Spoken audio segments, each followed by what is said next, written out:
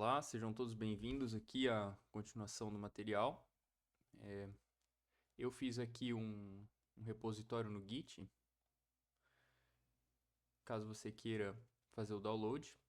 Confesso que às vezes eu esqueço de subir para o Git, acabo terminando o vídeo, fazendo outra coisa, acabo não subindo para o Git, mas num período aí sempre vai estar atualizado com a última versão, talvez com um certo delay, mas aqui você pode vir e baixar aqui, fazer o download aqui do que eu estava montando aqui com vocês, né? Beleza? Então, beleza, show de bola. Vamos continuar aqui o projeto. Agora eu tenho esse aqui, esse programinha aqui é para o GitHub Desktop, ele não influencia em nada na programação em si. Ele é utilizado só para administrar ali teus Git com mais facilidade. Aqui você pode abrir o VS Code direto, vou abrir aqui já. E beleza. Vamos rodar aqui o programa. Com live. Beleza, voltou aqui o programa, né? Tá certinho. E agora, vamos começar a entender que, na verdade, isso que eu mostrei aqui agora, ele é o resultado de uma questão criada. Só que a gente precisa o quê? A gente precisa ter recurso para o teu usuário conseguir colocar essa questão no ar, né? Então, eu quero que ele faça alguma coisa que ele vai... Deixa eu só aumentar um pouco esse som aqui que eu acho que tá baixo. Ganho... Ok, vai lá. Espero que dê uma melhorada aí. Tá, então a gente precisa agora que o nosso usuário consiga criar a questão. Ou seja, eu quero que ele tenha aqui, porque tipo, isso aqui, ó, o teu usuário final ele não vai fazer isso aqui. Imagina que você é um professor de matemática, ou o teu usuário final vai ser um professor de matemática. Ele não vai vir e criar isso aqui. Isso aqui não faz sentido. Isso aqui é material de programação. Apesar de aqui a gente nem chegou a programar direito, né? A gente só fez esse ponto aqui de programação, o resto foi só escrever mesmo que HTML de modo geral não é exatamente programação, né? Você está só colocando as informações mesmo, né? As tags. Mas então, o que acontece é que a gente precisa fazer um mecanismo onde o usuário consiga criar as suas questões. Então, vamos fazer aqui. A gente vai deixar isso aqui de cola agora. A gente vai começar aqui em cima. E vamos repetir aqui. Vamos criar mais uma linha. E mais uma coluna. E aqui embaixo é o resultado do nosso material anterior. E aqui em cima vai ser a nossa criação. Beleza. Para criar o enunciado, a gente vai precisar, primeiramente, e aqui só para lembrar, né? Sempre cuida com essa lógica, com essa sequência aqui, né? Não essa lógica, essa sequência. Você vai ter uma class e uma row e uma call para segurar tudo. Aí agora sim, o tudo, as informações vão aqui dentro, tá? Então isso aqui, ó, ele sempre começa para cá, né? Então aqui onde está o verde que de fato vai começar o programa. Bom, esse programa a gente vai ter qualquer enunciado, ele vai ter que ter uma identificação, então ele vai ter um ID. Então vamos colocar, por exemplo, div class row seguido div class call. E aqui a gente vai colocar uma label ID e um input type text que vai ser o ID, beleza?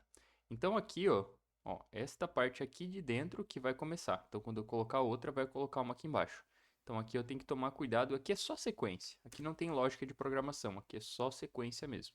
Então, isso aqui é um bloco que vai ser o ID. Depois a gente vai ter o bloco enunciado. Depois a gente vai ter o bloco das opções ali das questões, beleza? Então, isso aqui ó, é só prestar atenção na questão da sequência mesmo das informações, tá? Vou tentar deixar bem grande aqui por enquanto dá, quando tem pouquinha coisa. Beleza? Faltou só um negócio aqui. Então, beleza. Aqui, ó, na verdade, para facilitar nosso entendimento, que eu já vi que ficou meio esquisito aqui, eu vou vir e vou deixar escondido isso aqui. Eu vou deixar style display none para isso aqui embaixo não aparecer, para só depois ele aparecer de fato, tá? Então aqui, ó, eu vou colocar essa row aqui, eu vou colocar style display none, só para ele esconder. Quando tu coloca este recurso aqui ó, dentro de qualquer tag dentro do HTML, ela some. Mas ela está ali, mas ela não está aparecendo. Ela está aqui, mas ela está invisível, tá? Então aqui ó, a gente vai vir e vai ter o nosso ID. como nós estamos utilizando Bootstrap, como eu coloquei aqui em cima, né? Se você ver naquele import head que a gente colocou aqui em cima, você vai ver que tem Bootstrap em alguns lugares aqui, ó. Beleza? Então, desse Bootstrap, a gente ganha um recurso chamado Class Form Control, que ele dá um aspecto mais legal aqui, ó, para o input, bem mais moderno. Então, vamos colocar aqui Class Form Control. Beleza? Então, aqui, ó, a gente veio e teve o ID. Ele tá gigante, mas isso aqui ó, não vai ser o foco no momento. Então, vamos colocar aqui, ó. Bom, qualquer registro que tu tiver, em qualquer banco de dados, planilha, o que for, tem que ter um ID único, ou também chamado de primary key. O primary key é aquela chave primária que a gente determina que aquele campo é aquele campo, que eu gosto de dizer que é o equivalente ao CPF aqui no Brasil. O teu CPF é o teu CPF e não importa, não vai ter repetição, o seu CPF sempre vai te identificar. Não tem como, sem querer, o teu CPF identificar outra pessoa. Pelo menos se tu estiver ocorrendo certinho, né? Então, é o quê? É uma chave única, é uma sequência de código que ela é única, beleza? Então, aqui, ok. Então, aqui a gente tem o ID. Segundo, a gente vai ter que ter o enunciado, ou um título da questão antes ainda do enunciado. Então, aqui a gente vai ter o ID da questão. Agora a gente vai ter o enunciado. Vamos copiar isso aqui. E a gente vai chamar de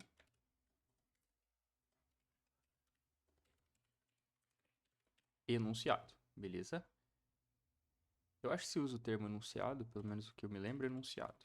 Enunciado aqui. Então a gente vai ter aqui, ó, o ID, que vai ser a sequência ali numérica, e vai ter o enunciado para ele escrever aqui, ó, que no caso o enunciado estou me referindo a este bloco aqui de informação. Bom, mas como você deve perceber, né, o enunciado aqui, ó, se eu chegar e copiar e colar, isso aqui ó, não vai ficar bom, né? Então, vou copiar e vou colar aqui, por exemplo, vai ficar bem mais ou menos, né? Não é assim que a gente quer que fique. Então, esse enunciado a gente vai colocar dentro de um text area, para ficar mais amigável. O input, geralmente, ele tem uma linha, né, uma sequência só, e o text area, ele tem várias linhas. Então, aqui a gente vai chamar de text area, e o text area não tem type text, e também ele é duplo, né? Ele tem duas coisas aqui. Ele não é só o input que ele é single tag. Ele é tag normal mesmo. Então, salvo aqui. E agora ele tem essa opção aqui, ó, de crescer e diminuir o enunciado, beleza? Se tu quiser, a gente pode já colocar também uma quantidade de linhas fixas, né? Então, a gente pode colocar, por exemplo, aqui row igual a 5, por exemplo. E ele vai ter automaticamente 5 linhas aqui, ó, no enunciado, beleza? O enunciado, ele não necessariamente ele tem uma sequência só. Por quê? Deixa eu mostrar aqui, pelo que eu me lembro. Ó, aqui já é um caso, ó. Aqui é um enunciado com duas etapas. Bom, essas duas etapas, elas podem ser escritas de várias formas. A gente pode utilizar break, a gente pode... Vamos até utilizar como é que o programador aqui criou. Ó, se você clicar aqui em cima, você vai perceber que ele está realçando bem aquele ponto ali. Vamos ver como é que ele criou. Ah, ele fez com break. Ele usou uma abordagem bem simples. Mas não sei se é excelente, com certeza, né? Porque esse aqui é um case de sucesso, né? Então não tem o que discutir, né? O sucesso ele fala mais alto do que a programação em si, né? Porque se ele tem um sistema de sucesso, como é que eu vou falar que isso aqui não tá bom? Né? Então, tipo, está bom porque o sucesso garante que foi bem feito, né? Mas vamos dar uma olhada aqui, ó, porque eu estou curioso para ver como que ele vai fazer quando tiver uma tabela no meio. Isso que é a grande questão. Uma tabela ou umas figuras, coisas assim. Que é daí que eu... Deixa eu ver se ele sempre usa essa abordagem. Ele sempre usa sup. Eu nem conhecia essa tag. Deixa eu dar uma olhada nessa tag.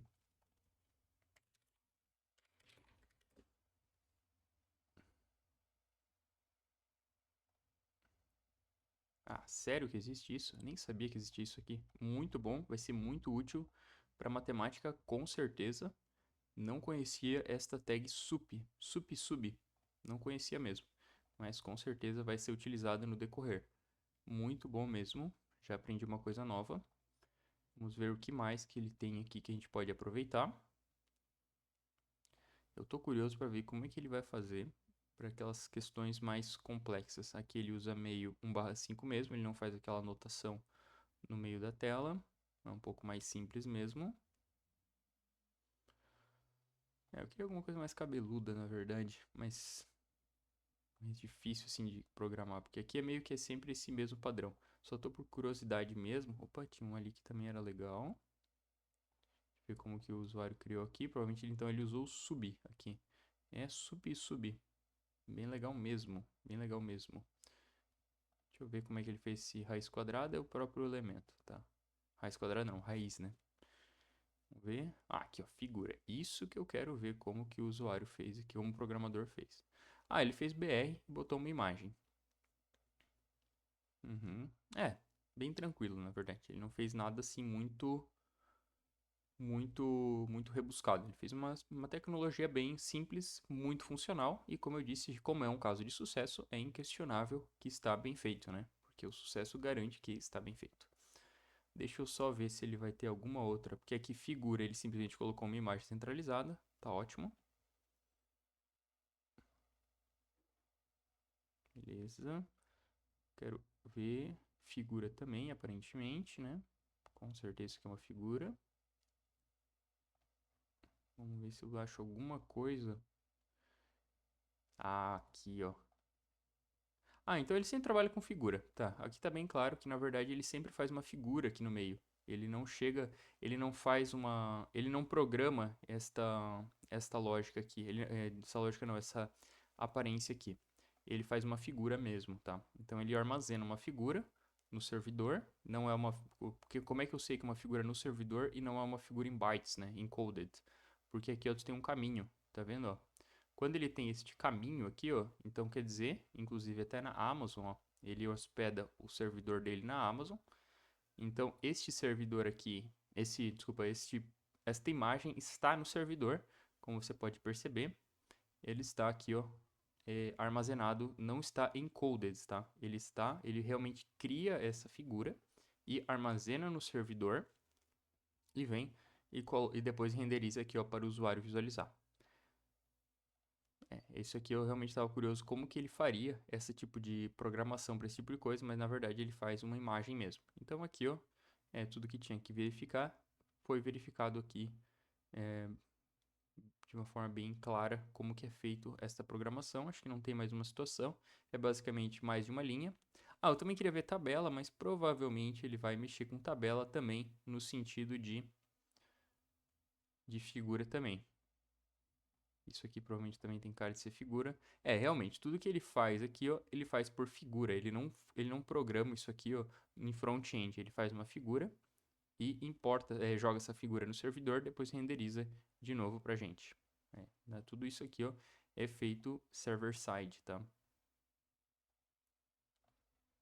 Só que eu quero ver tabela. Aqui a tabela também já dá pra perceber que isso aqui é uma figura. Realmente ele faz figuras, tá? Ele faz image, né? IMG. Ele não utiliza Ele não faz Rect ou Canva ou coisa assim para fazer essas figuras. Ele monta essas figuras aqui. Esse aqui, ó, exatamente isso que eu precisava ver. E, confirmando, de fato, é uma figura hospedada no servidor dele e ele renderiza para frente. Então, isso aqui ó, seria o equivalente a fazer um desse aqui, ó. Tu colocaria lá no teu Google Drive e chamaria essa figura. Isso aqui, dentro do ambiente Google por si só, ia ser consideravelmente pesado, tá? Aqui ele está utilizando o Amazon, né? Então ele tem um servidor, né? Ele tem um processamento lá pago por ele, né? Ele paga um processamento e esse processamento acontece de forma instantânea, como vocês podem ver aqui. Dentro do Google, provavelmente não vai ser tão simples, né? Vamos ver até isso aqui, ó. Até o que está dentro da linha, ele coloca imagem, ó.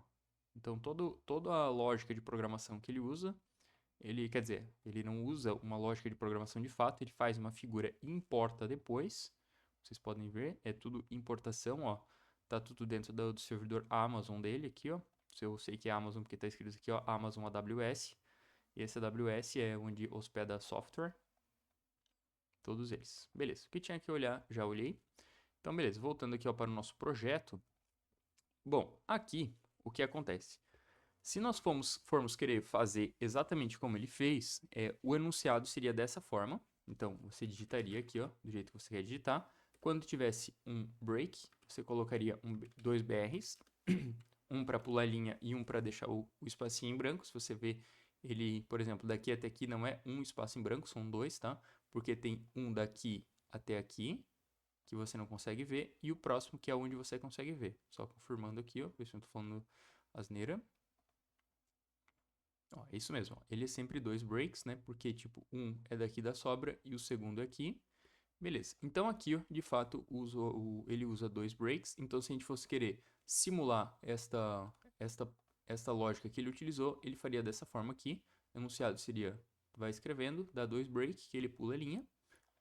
E quando tiver uma imagem, ele fez da seguinte forma. É uma forma bem simples mesmo. E aqui, ó, você coloca o link da imagem aqui, ó, do teu Google Drive, por exemplo. Ou se você tiver um servidor, que não tem nem comparação à potência da coisa, né? Vai ser muito mais potente. Então aqui, ó, o enunciado vai ficando dessa forma aqui. Beleza? Tá, então agora a gente vai vir e vai fazer, na verdade eu fui até bem longe, né? Porque essa parte da imagem eu queria fazer mais, falar mais pra frente, mas acabei falando agora. Então o que acontece? Vamos vir e vamos criar um enunciado de uma forma um pouco mais dinâmica aqui. Então este text area, ele vai ter que ter um efeito ao digitar, on input. Então, vamos tentar fazer aqui um on input. E vamos colocar como gera enunciado. E vamos passar o this. Beleza? O script não necessariamente você precisa fazer lá embaixo, tá? Você pode fazer na sequência.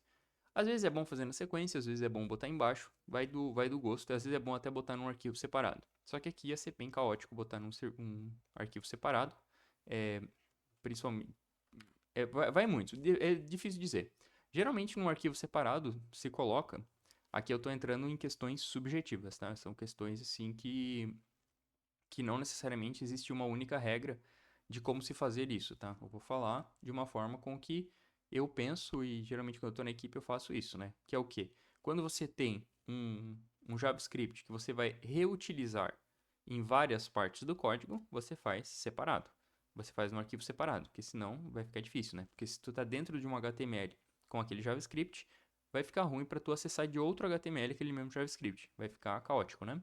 Mas, se você quiser, você pode ter um JavaScript separado em outro arquivo e vários HTMLs se alimentam daquele mesmo JavaScript. Provavelmente em algum momento aqui isso também vai ocorrer. Utilizar JavaScript separado toda vez pode se tornar algo complicado em algumas situações e até mesmo se você sempre colocar lá embaixo, porque a lógica do onInput é ao digitar. Conforme tu digita, conforme tu dá um input nesse text area, você vai ter um gatilho, você vai ter um trigger. Então, se você colocar lá embaixo, você tá com uma parte aqui, uma parte lá embaixo, às vezes não fica muito legal. Então, você pode vir e colocar o script aqui no meio. Como eu estou dizendo, esta parte é bem subjetiva, cabe opinião.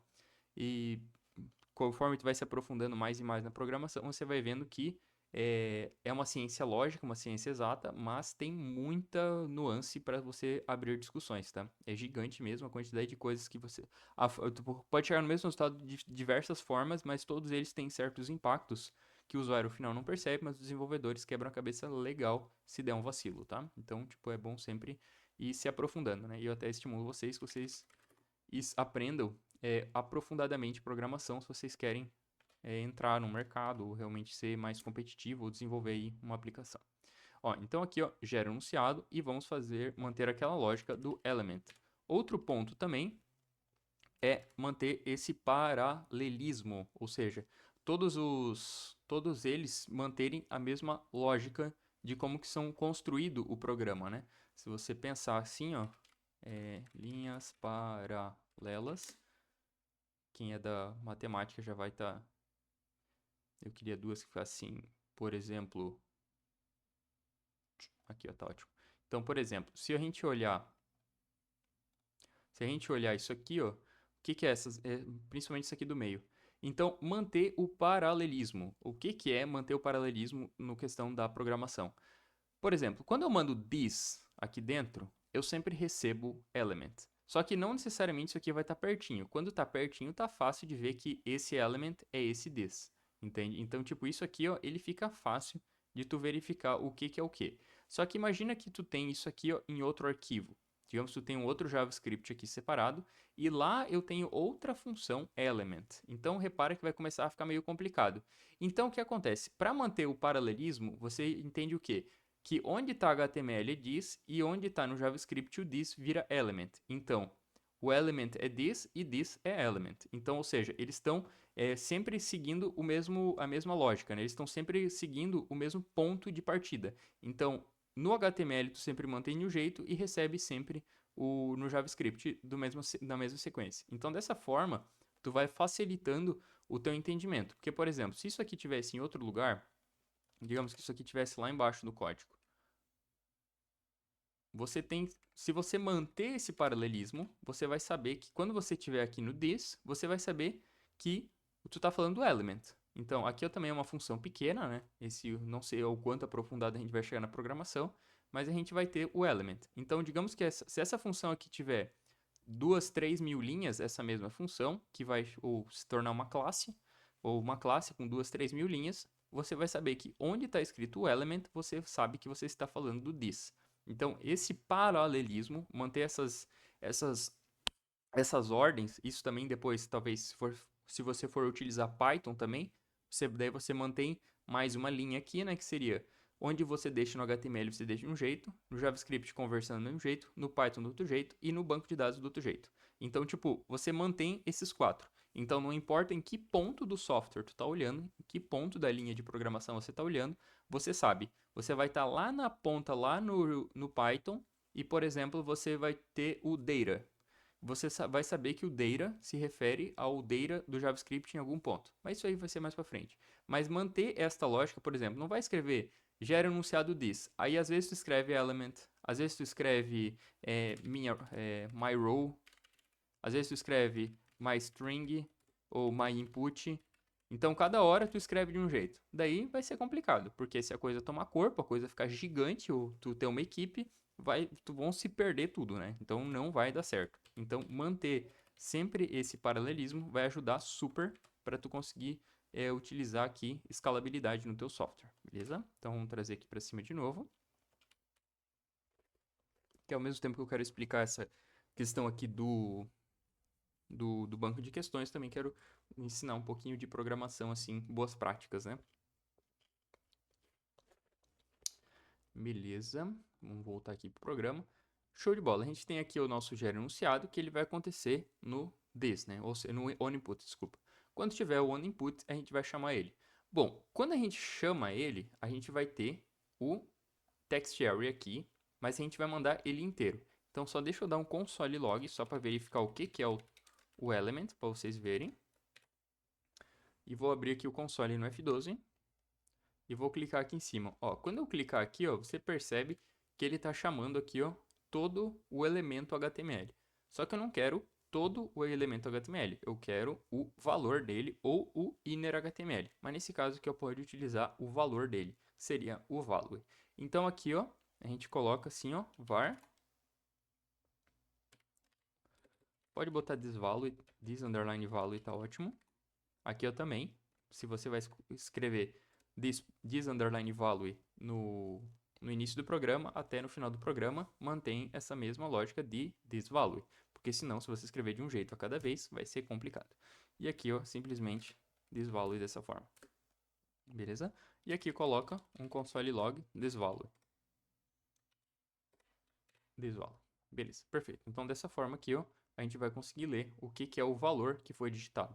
Então, agora, quando a gente digita aqui, ó, você percebe que ele está escrevendo aqui, ó, dessa forma, ó. Então, conforme eu escrevo aqui, ó, ele replica aqui do lado, beleza? Só que a gente não quer simplesmente que replique aqui do lado. A gente quer que ele vá montando aqui o enunciado. Então, para ele montando o enunciado, a gente tem que ter um container. Para ter um container, a gente vai trabalhar daí com o inner HTML. Então, aqui no inner HTML, a gente vai colocar, por exemplo, aqui assim, ó. Então, vamos colocar div class row, div class call, E aqui, ó, vamos colocar... Aqui, eu pode colocar na íntegra já, resultado, daí bota ID, tá?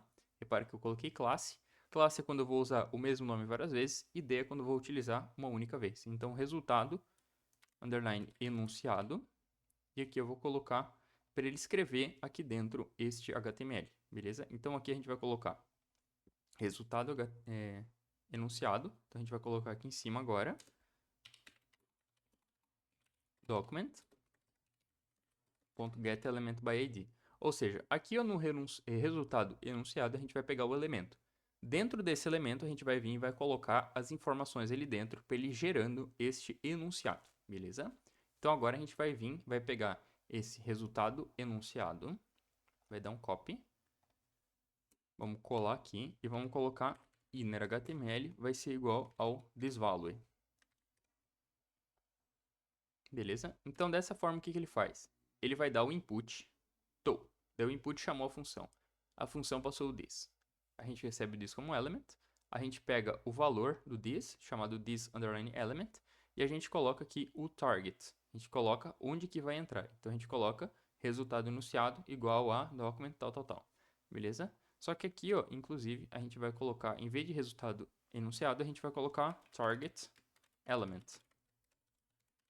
Então, vai ser o elemento alvo. Por quê? Porque aqui dentro a gente vai mudando aqui, ó, esse resultado enunciado, dependendo do que a gente faz, mas vamos manter esse termo target element para criando cada vez mais documentação, mais manual ali de como que a gente faz. Para caso futuramente esse programa aqui fique gigante, a gente sabe que a gente usa o termo target element. Porque imagina se tu tem assim, ó, voltando na questão de boas práticas, voltando nas questões subjetivas de como desenvolver, tá?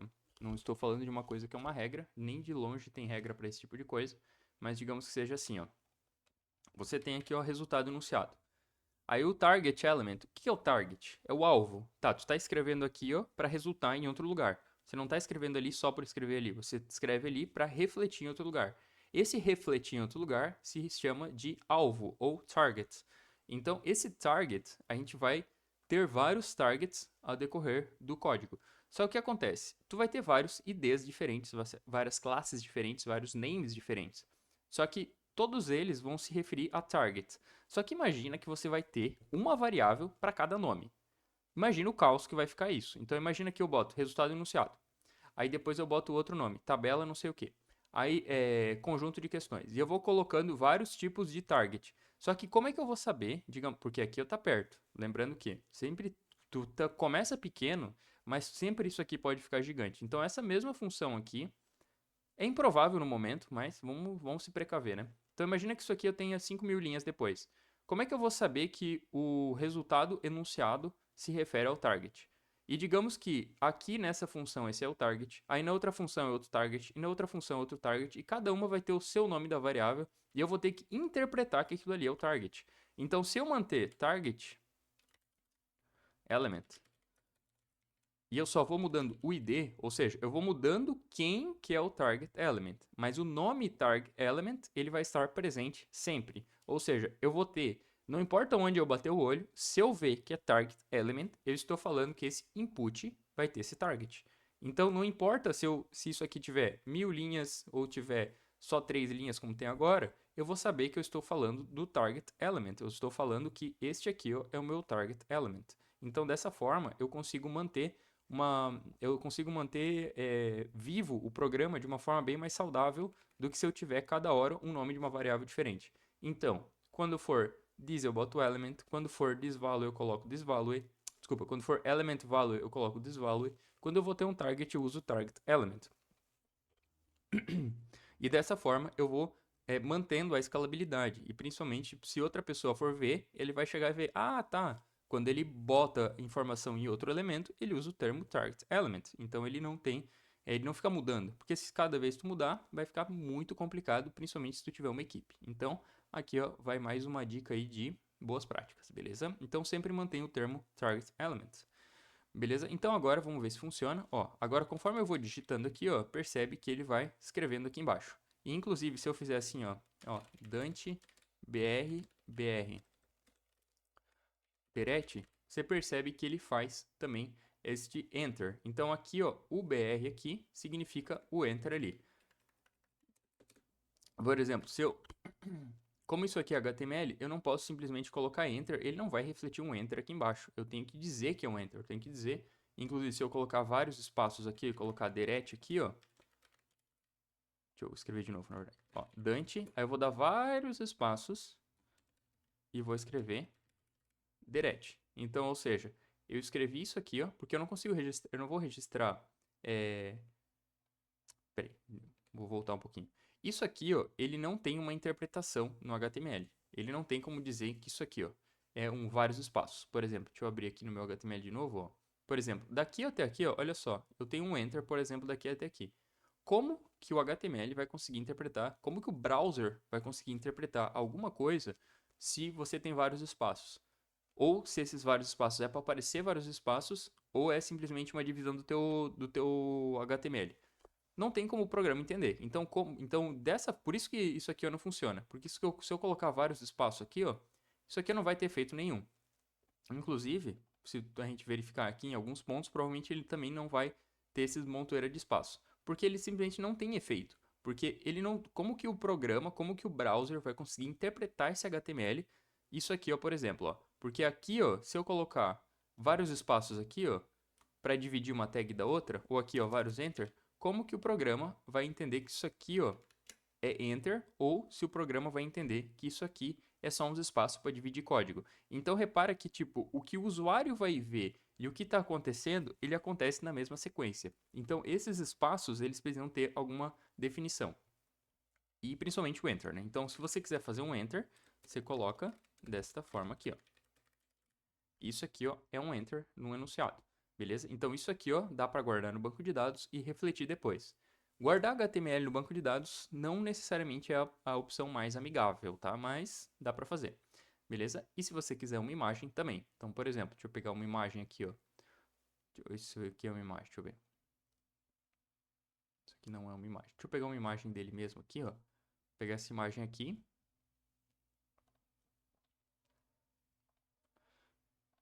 Ó, se eu botar essa imagem aqui, se eu colocar imgs e colocar dessa forma, ele também vai aparecer a imagem aqui. Então, dessa forma, dá para guardar no banco de dados. Do resultado aqui em si, até dá, mas não vai ser muito amigável. Então, dessa forma, ó, se eu quiser dar mais um enter aqui, eu consigo botar aqui. Então, ó, dessa forma eu consigo vir e montar aqui, ó, todo o meu enunciado.